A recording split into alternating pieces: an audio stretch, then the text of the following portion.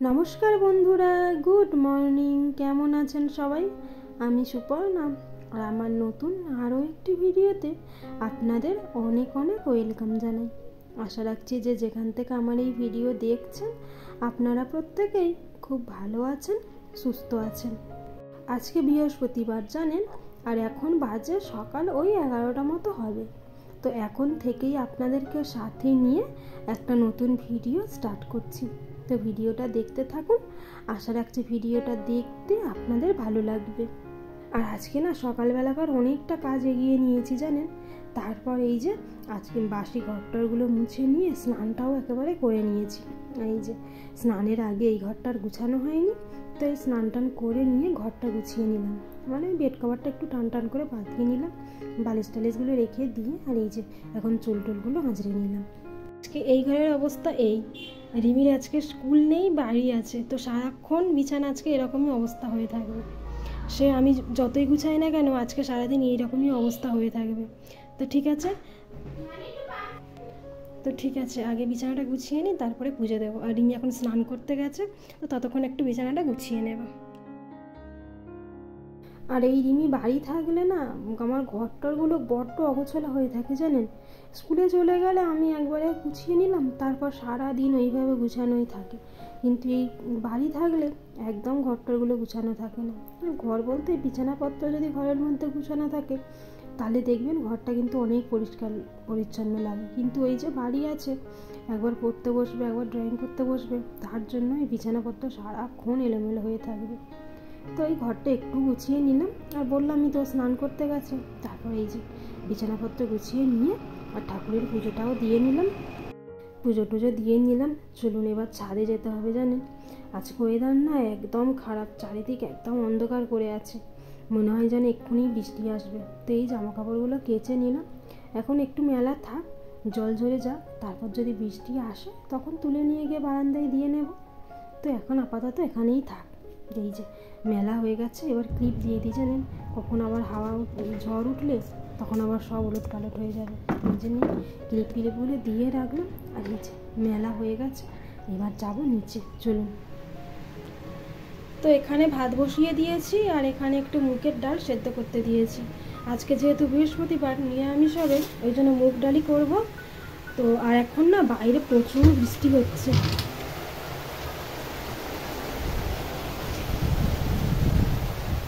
অসুবিধে কেমন মুষলধারে বৃষ্টি দেখেছেন। আর এখানে বাঁধাকপিটা বের করেছি, এই বাঁধাকপিটা তরকারি করবো। তো চল বাঁধাকপিটা কেটে নিই।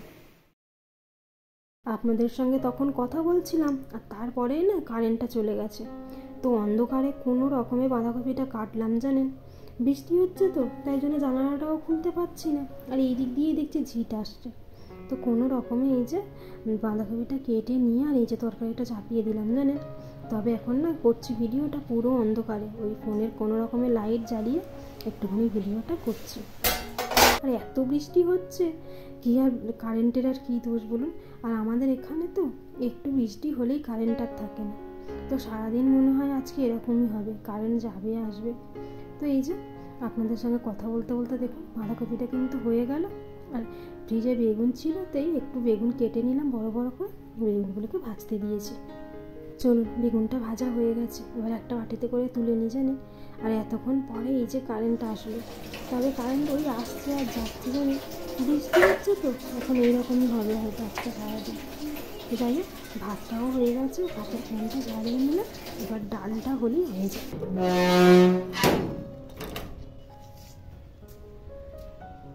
এরপর না আপনাদের সঙ্গে দেখা হচ্ছে প্রায় অনেকক্ষণ পরে জানেন। তো রান্নাঘরে রান্নাবান্না শেষ, রান্নাঘরের বাসনপত্র মাজা ধোয়া সবও কমপ্লিট। আর আমি আর রিমি দুজনে দুপুরের খাবারও খেয়ে নিয়েছি। কারেন্ট তো নেই, অন্ধকারে কী আর ভিডিও করবো বলুন তো। তারপর এই যে চলে এসেছি ছাদে।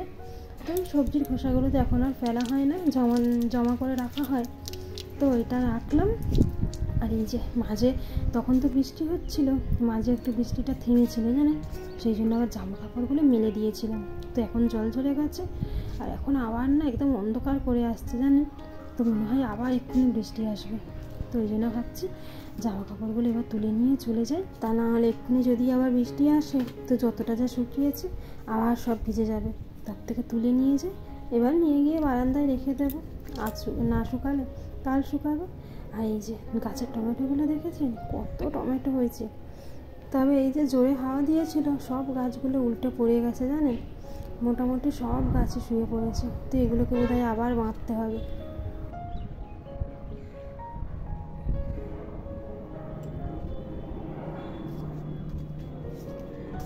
আর এই যে ধনে পাতার গাছগুলো সব শুয়ে গেছে, কে জানে আবার উঠবে কিনা। উঠলে ভালো, তা না হলে আবার দেখি, তাহলে কেটে নিয়ে চলে যাব, রান্না করে নেব। তো চলুন এবার নিচে যাই।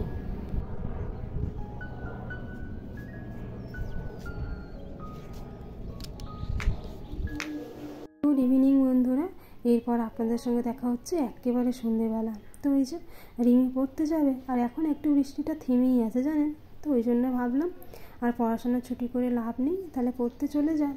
আর এই যে সন্ধেবেলা পড়তে যাবে, তো কী খেয়ে যাবে, তো ভাবলাম ওই জন্য তাহলে একটু চাউমিন বানিয়ে দিই। আর সবজি তো সব রকম প্রায় আছে ঘরে, সব রকম সবজি দিয়ে একটু চাউমিন বানিয়ে দিই। তাই এই যে চাউমিনটা সেদ্ধ করে নিয়েছি, আর এই যে সবজিগুলোও ভেজে নিয়েছি। আর এই যে দেখলেন আবার কারেন্ট চলে গেছিলো।